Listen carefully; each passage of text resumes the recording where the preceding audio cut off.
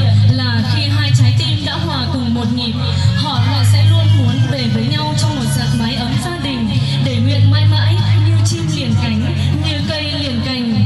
Và hôm nay đôi bạn trẻ của chúng ta cũng không nằm ngoài quy luật ấy. Kính thưa quan viên hai họ, kính thưa quý vị quan khách, không để quý vị chờ lâu nữa, ngay sau đây tôi xin được trân trọng kính mời cô dâu và chú rể của chúng ta sẽ bước lên sân khấu để tiến hành nghi lễ thành hôn. Xin một tràng pháo tay thật lớn của quý vị, thật giòn giã để chào đón sự ra mắt của hai nhân vật chính ngày hôm nay, được không ạ?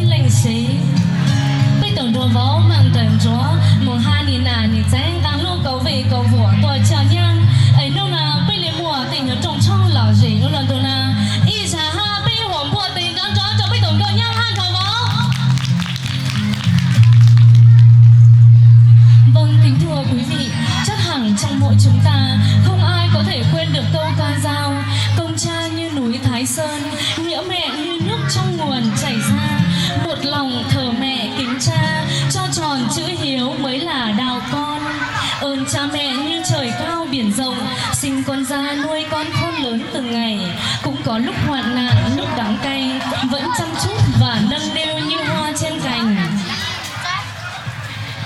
Vâng, và cũng thật đúng là nước biển mênh mông không đong đầy tình mẹ, mây trời lồng lộng không phủ kín công cha. Tần tảo sớm hôm mẹ nuôi con khôn lớn, mang cả tấm thân gầy cha che chở đời con. Và ngay sau đây chúng tôi xin được trân trọng giới thiệu và kính mời đại diện hai bên gia đình sẽ bước lên sân khấu. Xin được trân trọng giới thiệu gia đình cô dâu ông Giàng A Trư và bà Cư Thị Dế sẽ bước lên sân khấu, và song thân phụ mẫu của chú rể ông Ngô Văn Tuyến, bà Ngô Thị Tuyết xin được trân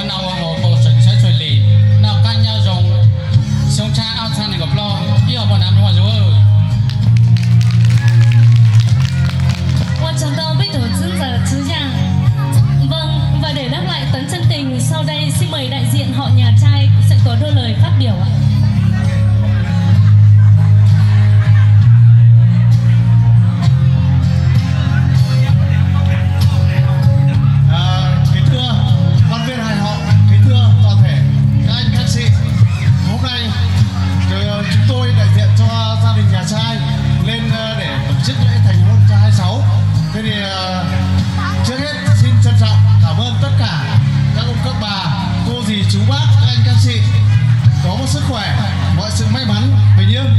Và hôm nay chúng tôi cũng rất là long trọng được nhà gái tiếp đón chúng tôi rất là nồng nhiệt, và cũng tổ chức cái lễ thành hôn ngày hôm nay để chúng ta chung vui và chúc mừng cho hai cháu có một sức khỏe và hạnh phúc.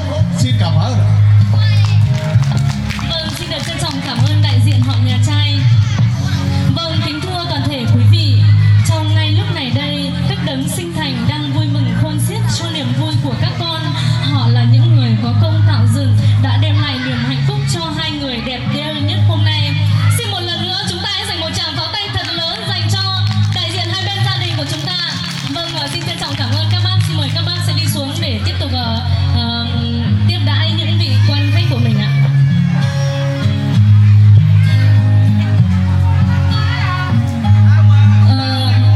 Ý chồng là giấy cái tin này chăng tóm tay nào biết cổng đồ nhang nả han giấy dầu biết tổ chức giờ chứ giang ha tổ ngàn giờ từ di yên chi lục bị so la mùa yên khó khổng bì mua cho biết tổ thấy cho mùa quân này.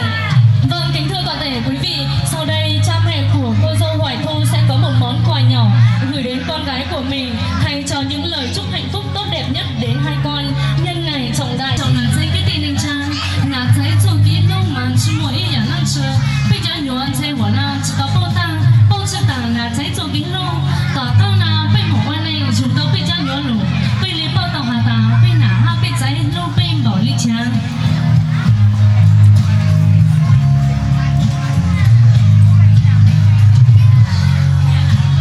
Kính thưa toàn thể quý vị, tình yêu của cha mẹ là vô bờ bến, không có một từ